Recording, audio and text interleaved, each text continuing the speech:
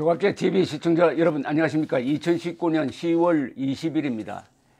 10월 25일에 국민 대집회가 예정되어 있습니다.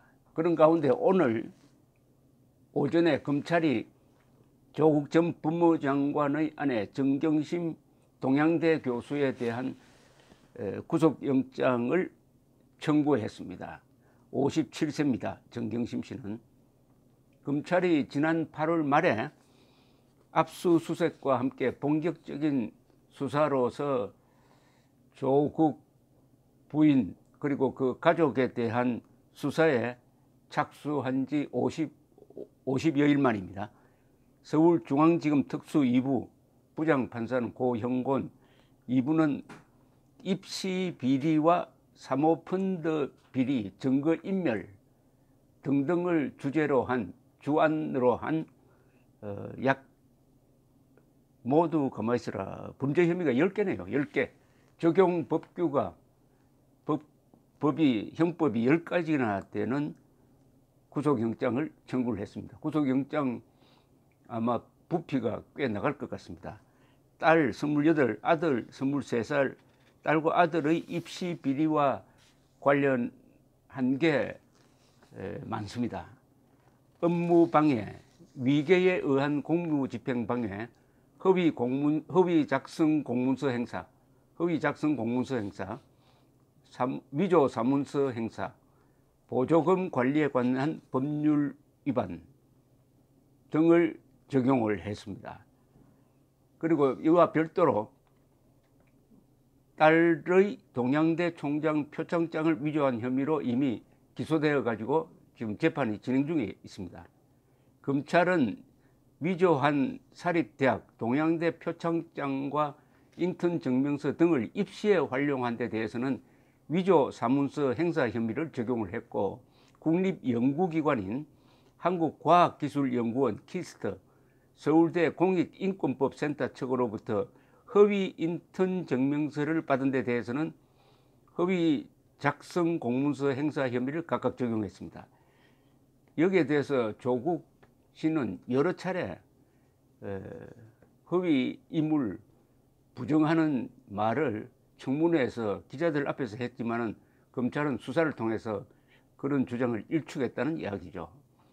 이런 위조 서류를 제출한 기관에 따라서는 서울대와 부산대 의학전문대학원 등 국립대학의 경우에는 위계에 의한 공무집행방해 혐의, 이화여대 등 사립대에 대해서는 사립대와 관련된 행위에 대해서는 업무방해 혐의를 각각 적용을 했습니다. 검찰은 또 정 교수가 딸을 동양대, 자기가 교수로 있는 동양대 연구보조원으로 등록만 해놓고 160만 원의 수당을 받은 데 대해서도 이것은 허위 수당이다, 보조금 관리법 위반 혐의를 포함시켰습니다. 조 전 장관 가족이 투자한 사모펀드와 관련해 가지고는 검찰은 정경심 씨가 이 사모펀드의 운용을 주도했다, 이렇게 보고 있습니다. 우선 오촌 조카 조범동 이미 구속되었습니다. 조범동 씨와 코링크 프라이빗 에쿼티를 만들어 사모펀드를 운영하면서 회사 돈 10억여 원을 빼돌린 혐의는 업무상 횡령, 그래야 70억 원 정도를 횡령한 혐의로 이미 구속된 조카 조 씨와는 공범이다, 이렇게 보았습니다. 또 정경심 씨는 조카와 함께 자신의 조카입니다. 조카 조 씨와 함께 이른바 주가 조작에도 관여한 혐의, 이것은 자본시장법 위반, 허위신고, 미공개 정보 이용이 되겠습니다. 검찰은 정 씨가 2017년 5월에 남편인 조 전 장관이 청와대 민정수석에 임명되어 공직자윤리법상의 제한으로 주식 투자를 못하게 되자 조카를 통해 사모펀드 투자를 기획하고 이를 운용하면서 출자 약정액 등을 허위로 신고, 또는 사모펀드 운용사인 코링크 지부를 차명으로 사들여 가지고 자문료 등을 명목으로 수익금을 보전받은 것으로 의심하고 있습니다. 이 같은 수법으로 챙긴 수익을 조 전 장관의 공직자 재산 등록이나 인사청문회 과정에서 감춰가지고 범죄 수익을 은닉한 혐의, 범죄 수익 은닉법 위반도 받고 있습니다. 이 증거인멸도 검찰이 영장 청구한 이후에 중요하게 들어갔습니다. 지난 8월 말 검찰의 압수수색 직후에 정경심 씨가 자신의 자산관리인을 대동해가지고 집과 연구실 PC를 교체 반출하거나 인사청문 과정에서 펀드 투자 내역을 미리 알 수 없던 것처럼 운용 내역 보고서를 급조해가지고 이 조국 당시 후보자가 그걸 들고 나와가지고 이른바 이게 블라인드 투자다.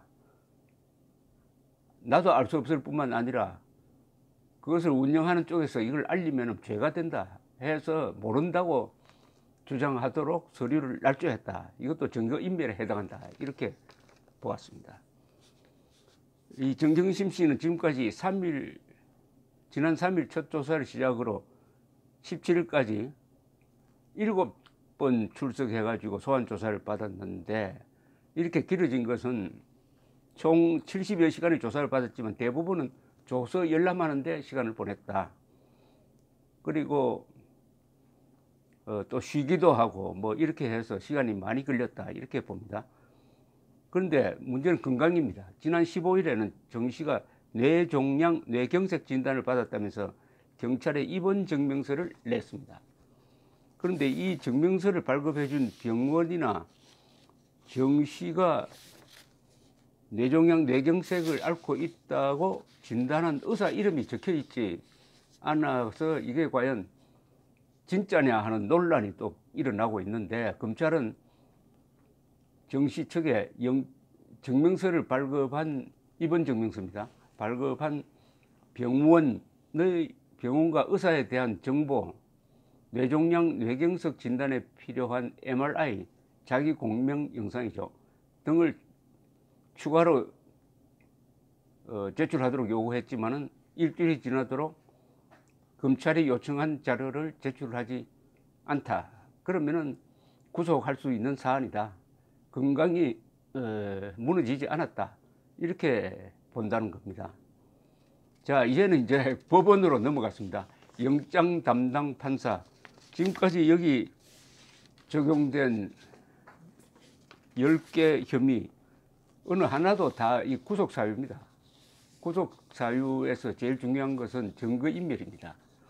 이 사람을 구속하지 않으면 계속 증거인멸을 하고 증인들과 말을 맞출 가능성이 있다 하면은 일단 구속입니다. 그 다음에 거주가 불명하다. 이 경우는 해당이 되지 않을 것입니다.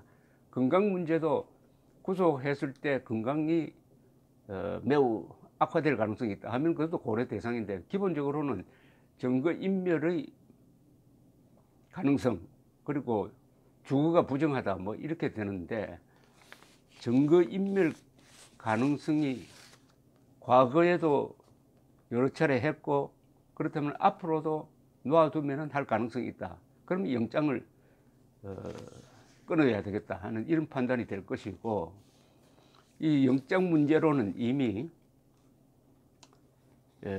조국 동생의 영장을 기각한 명재권 부장판사 때문에 영장 문제가 아주 미리 큰 쟁점이 되었습니다. 이렇게 되었으므로 이번에 이 영장을 심사하는 판사가 상당히 어떤 외부의 여론 변화에 민감하게 반응할 것이라고 생각을 합니다. 명재권 부장판사의 영장 기각이 너무나 좋게 말하면 파격적이고 너무나 과거의 관례에 맞지 않으므로 영장 전담 판사를 했던 한 교수는 그 근거를 공개를 해보라. 영장 발부와 기각에 대한 법원 내의 기준이 있다는 겁니다. 그 기준을 공개를 하고 나서 이게 영장 기각 사유라는 것을 한번 설명해 보라고 정식으로 들이댄 적도 있으므로 이번 영장 심사는 매우 주목을 받고 여기서 영장이 발부가 되면은 검찰의 수사가 정당했다 하는 것이 재확인되는 것이고, 영장이 기각돼 버리면은 지금 정권 편에 섰던 사람들의 공세가 심해질 것이라고 합니다. 사실은 영장 기각이냐 아니면 발부냐는 선고와는 다릅니다. 그런데 영장 기각이라는 걸 꼬투리로 삼아 가지고 일대 아마 검찰 공격 모드로 돌 수 있을 것 같습니다. 영장 기각이냐 아니면 발부냐, 이게 전국의 분수령이 될 수도 있고, 특히 10월 25일 이 국민 대집회가 예정되어 있으므로 거기에도 큰 영향을 끼칠 것 같습니다. 귀초가 주목됩니다. 감사합니다.